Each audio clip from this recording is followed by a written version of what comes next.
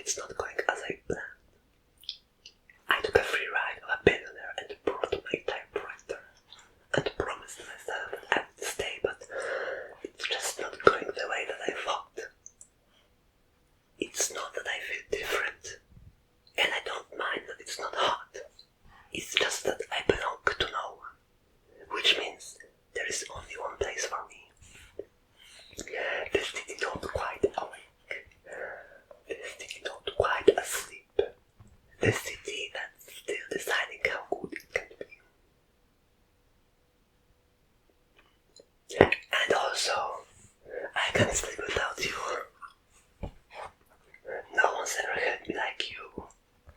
Not quite tightly, but certainly. I feel your body next to me, smoking next to me, vaping lightly next to me. And I love that you love the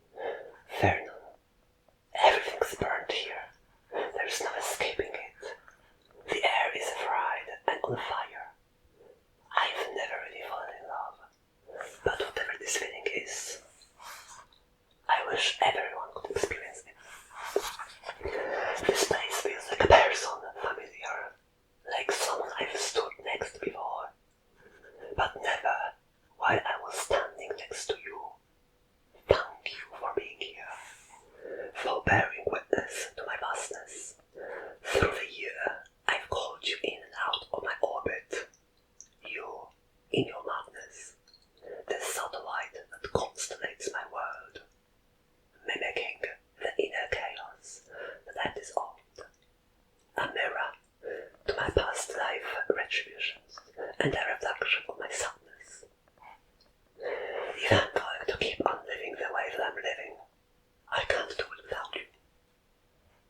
My feet aren't on the ground.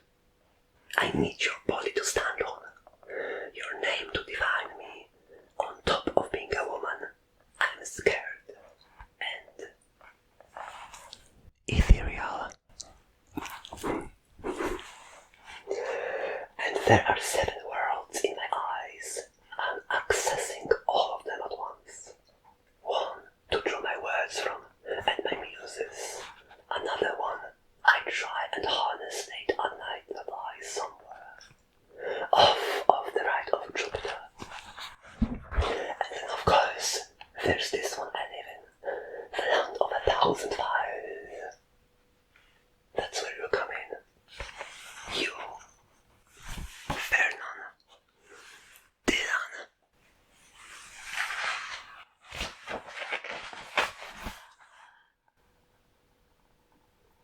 Two blue steel trains running through the tunnels of your cool blue steel eyes, to guide me far from the world of my early days, that I can't quite make out clearly, that beckon me towards high sea cliffs, on long car rides, towards a future place, a world unknown to me, made up of something surreal and dripping, flowers in solar systems oversized. You Vernon Dylan. No words needed to sponge up the dark nights. No explanation for the globes in my eyes, shoulder to shoulder. In the light, letting me who I would have been if everything had turned out alright. 3 alternative endings now course through my blood and eyes, but I thrive because I say I do, and because it's what I write. But honestly, if you weren't here with me, I don't know what things would look like. That's my, no matter what world I'm in, I'm accessible by only one satellite. Vernon, Dylan, and you in your madness, with 2 blue steel trains running through your cool blue steel eyes.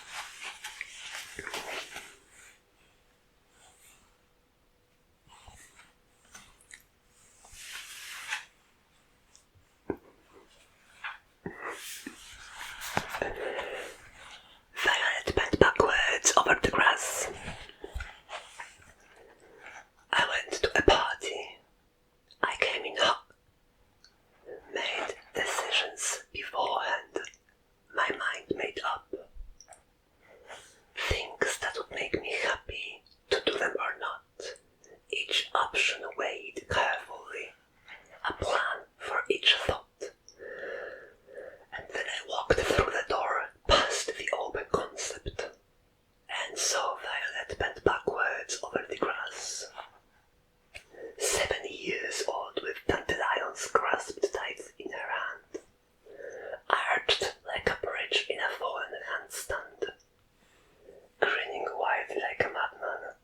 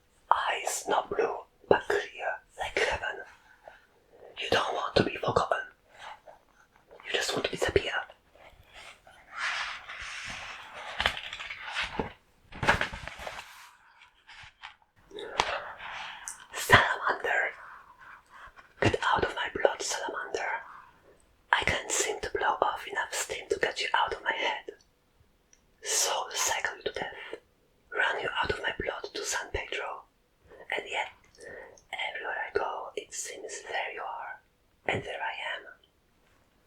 I don't want to sell my stories anymore. Stop pushing me. Some stories aren't meant to be told. Some words aren't meant to be told. I want to leave them underneath the nightstand to be forgotten, or remembered should my thoughts come upon them in the middle of the night after a long beach day. Or by you, some afternoon, to thumb through with your worn warm after-work hands. I love you, but you don't understand me. I'm a real poet. My life is my poetry. My love making is my legacy. My thoughts are about nothing and beautiful and for free. You see, the thing that can't be bought, can't be evaluated, and that makes them beyond human reach. Untouchable, safe, otherworldly, unable to be deciphered or metabolized. Something metaphysical, like a view of the sea on a summer day, on the most perfect winding road, taken in from the car window. I think perfect and ready to become a part of the texture of the fabric of something more ethereal. Like Mount Olympus, where Zeus sent Athena and the rest of the immortals to play.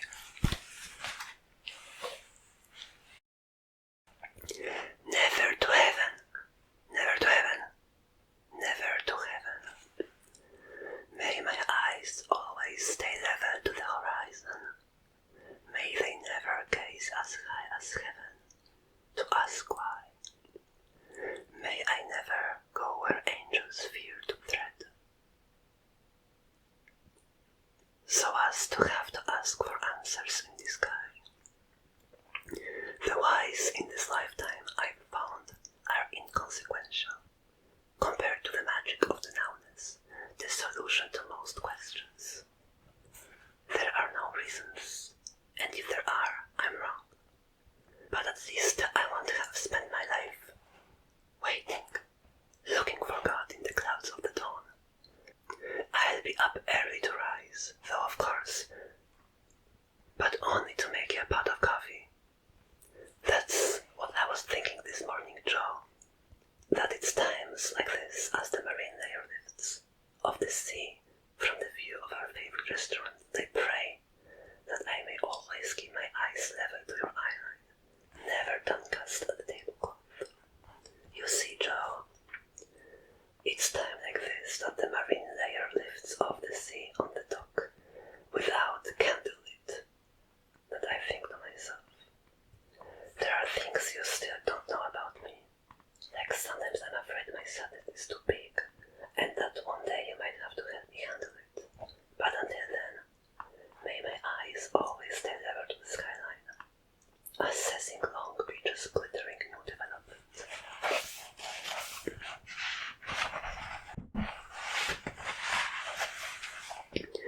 Never higher than the tallest building, never to heaven or revenant, 'cause I have faith in man, as strange as it seems, in times like these. And it's not just because of the warmth I found in your brown eyes. It's because I believe in the goodness in me, that it's firm enough to plant a plug-in, or a rosebud, or to build a new life. Sport cruiser.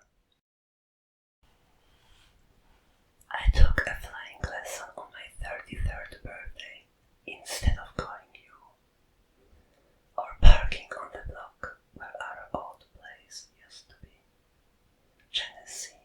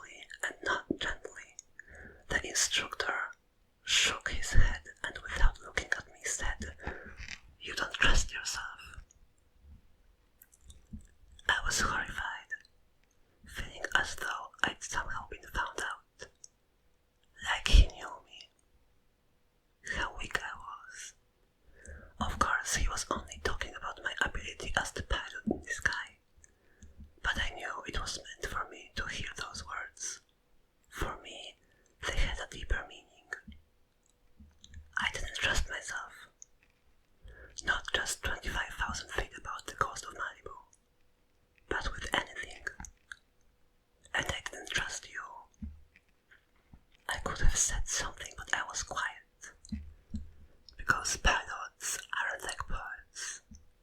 They don't make metaphors between life and the sky. In the midst of this midlife meltdown, navigational exercise in self-examination, I also decided to do something else I always wanted to do. Take sailing lessons in the vibrant bay of Marina del Rey. I signed up for the class as Elizabeth Grant, and nobody blinked an eye.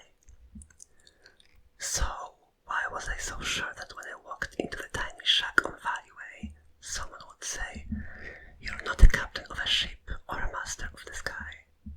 No, the fishermen didn't care, and so neither did I. And for a brief moment, I felt more myself than ever before, letting the self-proclaimed drunkard captain's lessons wash over me like the foamy tops of the sea. Midway through, my forehead burned, and my hands raw from driving. The captain taught me the most important thing I need to know on the sea.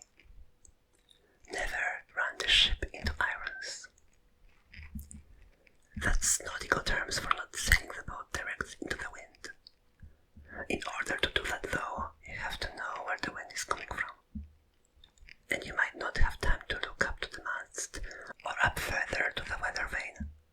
So you have to feel where the wind is coming from, on your cheeks, and by the tips of the wide waves from which direction they're rolling.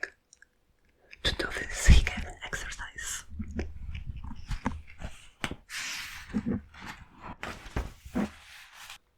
He told me to close my eyes and asked me to feel on my neck which way the wind was blowing. I already knew I was going to get it wrong. The wind is coming from everywhere. I feel it all over, I told him. No, he said. The wind is coming from the left, the port side. I sat waiting for him to tell me, "You don't trust yourself." But he didn't. So I said it for him. I don't trust myself. He laughed, gentler than the pilot, but still not realizing that my failure in the exercise was hitting me at a much deeper level. "It's not that you don't trust yourself," he said. "It's simply that you're not a captain. It isn't what you do." Then he told me he wanted me to practice every day so I would get better. "Which grocery store do you go to?" he asked. "To the Ralph's in the Palisades," I replied. "Okay, when you're in the Ralph's in the Palisades, I want you, as you're walking from your car to the store, to close your eyes and feel which the way the wind is blowing. Now, I don't want you to look like a crazy person crouching in the middle of the parking lot, but everywhere you go, I want you to try and find which way the wind is coming from, and then determine if it's from the port or starboard side. So when you're back on the boat, you have a better sense of it." I thought his advice was adorable. I could already picture myself in the parking lot, squinting my eyes with perfect housewives looking on. I could picture myself growing a better sense of which way the wind was blowing. And as I did, a tiny bit of deeper trust also began to grow within myself. I thought of mentioning it, but I didn't, because captains aren't like poets. They don't make metaphors between sea and sky. And as I thought that to myself, I realized that's why I write.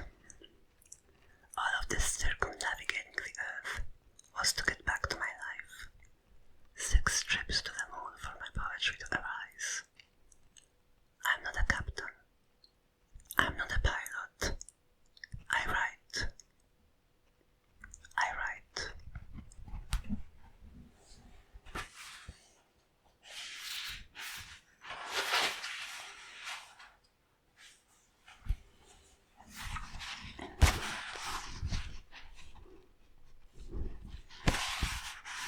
Tessa Di Pietro. No one ever touched me without wanting to kill me, except for a healer on 6th Street in Ridgely, Tessa Di Pietro. Recommended casually by a medium I no longer know. She said my number one problem was that my field was untrusting. When asked what to do, she paused and said nothing, which sent me right into uncontrollable sobbing, because there's never anything you can do about the important things. She said, okay, one thing you can do is picture the floor rising up to support you, and sink into the back of the bed that's behind you. Too much of your energy is in front and above you. Which, for some reason, made me think of a live show I'd seen. Jim Morrison, The Hollywood Bowl, 1968. Check date. The blue trellis lights gave him an unusual aura, like a halo or something, made him 8 feet or taller. I remember just thinking he looked out of his body, but definitely like a god on stage. So I told her, maybe an artist has to function a little bit above themselves, if they really want to transmit some heaven. And she taught me, a singleness of focus is the key to transmission. For an emphasis on developing inner intuition, close your eyes and feel where you hold your attention. If it's in the back of your eyes, walk it down to the heart center, and make that the new place from which your thoughts enter. Clairvoyance comes mostly from this simple function. Oh, and Jim died at 27, so find another frame of reference when you're referencing heaven. And have you ever read the lyrics to People Are Strange? He made no sense.